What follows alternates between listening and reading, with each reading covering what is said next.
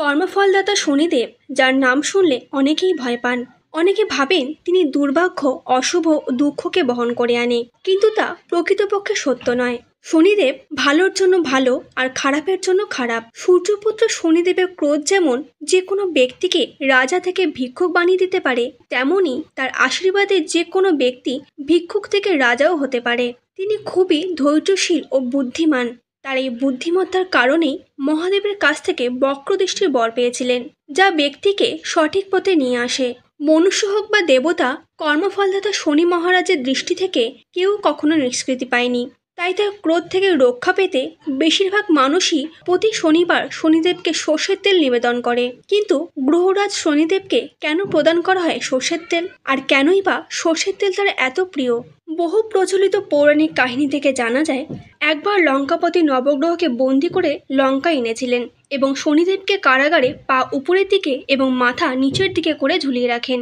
এরপর শ্রীরামের নির্দেশে মাতা সীতার খোঁজে হনুমান যখন লঙ্কায় পৌঁছায়, তখন ঘটনাক্রমে তার লেজে আগুন লাগানো হলে হনুমান পুরো লঙ্কায় আগুন লাগিয়ে দিয়েছিলেন। এরপর নবগ্রহকে মুক্ত করে হনুমান দেখেন লঙ্কায় আরও একজন বন্দী রয়েছেন। হনুমান তাকে মুক্ত করেন এবং তার পরিচয় জিজ্ঞাসা করে জানতে পারেন তিনি কর্মফলদাতা শনি মহারাজ, এবং দীর্ঘ সময় হাত পা বাঁধা থাকায় শনিদেবের শরীরে খুব পীড়া অনুভূত হয়। শনিদেবের শরীরে বেদনা কম করার জন্য হনুমান শনিদেবের সারা শরীরে সর্ষের তেল মালিশ করে দেন, ফলে শনিদেবের অনেক স্বস্তি হয়। তখন শনিদেব প্রসন্ন হয়ে হনুমানকে বর প্রদান করেন, বজরংবলীর ভক্তদের কখনো সে বক্রদৃষ্টি দেবেন না, এবং বলেন যে ভক্ত শনিবার আমাকে ভক্তি সহকারে সর্ষের তেল নিবেদন করবে, সে শনির বক্রদৃষ্টি থেকে মুক্তি পাবে। এরপর থেকেই শনিদেবকে সর্ষের তেল দেওয়ার প্রথা শুরু হয়। এছাড়াও সনাতন ধর্মে আরও একটি পৌরাণিক কাহিনী পাওয়া যায়, যেখানে বলা হয়েছে একদিন সন্ধ্যাবেলা হনুমানজি রাম সেতুর কাছে বসে শ্রীরামের ধ্যান করছিলেন। তখন সেই সময় শনিদেব সেখানে উপস্থিত হন। শনিদেব তার ক্ষমতার জন্য খুব গর্বিত ছিলেন। তিনি মনে করতেন এই পৃথিবীতে তার চেয়ে শক্তিশালী আর কেউ নেই। এরপর শনিদেব হনুমানজিকে দেখার সঙ্গে সঙ্গে তার উপর বক্রদৃষ্টি নিক্ষেপ করলেন, কিন্তু হনুমানজির ওপর এর কোনো প্রভাবই পড়েনি, কারণ তিনি প্রভু রামের ধ্যানে মগ্ন ছিলেন। এতে শনি মহারাজ খুব রেগে যান এবং হনুমানজিকে বলেন, হে বানর, দেখো তোমার সামনে কে দাঁড়িয়ে আছে। হনুমানজি শনিদেবের প্রতি কোনো মনোযোগ না দিয়েই তার ধ্যানে মগ্ন থাকেন।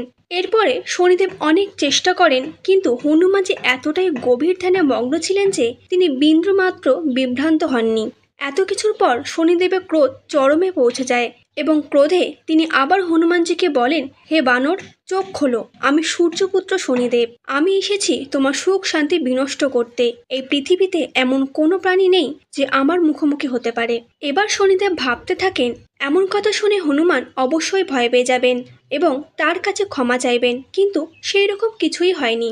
অনেক চেষ্টার পর হনুমান উঠে স্বাভাবিকভাবে শনিদেবকে বললেন, হে মহারাজ, কে আপনি? এ কথা শুনে শনিদেবের ক্রোধ আরও বেড়ে গেল।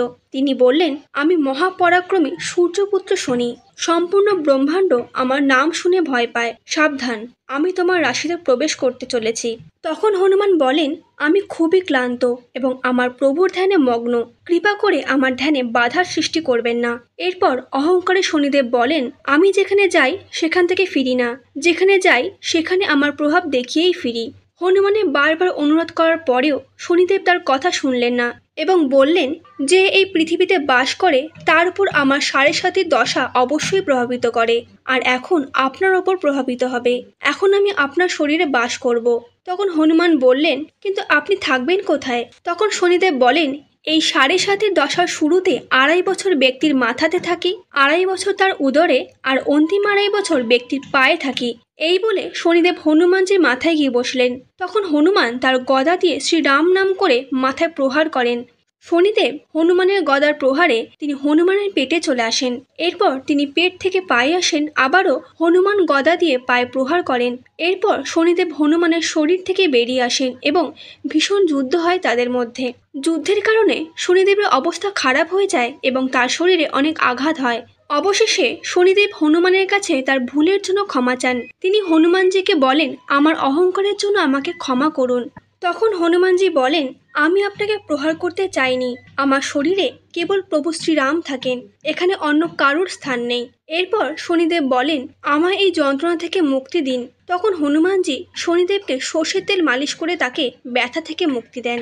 এরপর শনিদেব হনুমানজিকে প্রতিশ্রুতি দিয়েছিলেন যে বজরংবলীর ভক্তদের কখনো সে বক্রদৃষ্টি দেবেন না, এবং বলেন, যে ভক্ত শনিবার আমাকে ভক্তি সহকারে সর্ষের তেল নিবেদন করবে সে শনি বক্রদৃষ্টি থেকে মুক্তি পাবে। এরপর থেকেই শনিদেবকে সর্ষের তেল দেওয়ার প্রথা শুরু হয়।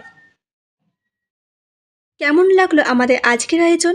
ভালো লাগলে অবশ্যই লাইক করতে ভুলবেন না। ফিরে আসবো আবারও অন্য কোনো তথ্য নিয়ে। ততক্ষণ ভালো থাকবেন এবং এই রকম আরও সনাতন ধর্ম সম্পর্কিত ভিডিও পেতে আমাদের পুরাণ কাহিনীর সাথে থাকুন। ধন্যবাদ।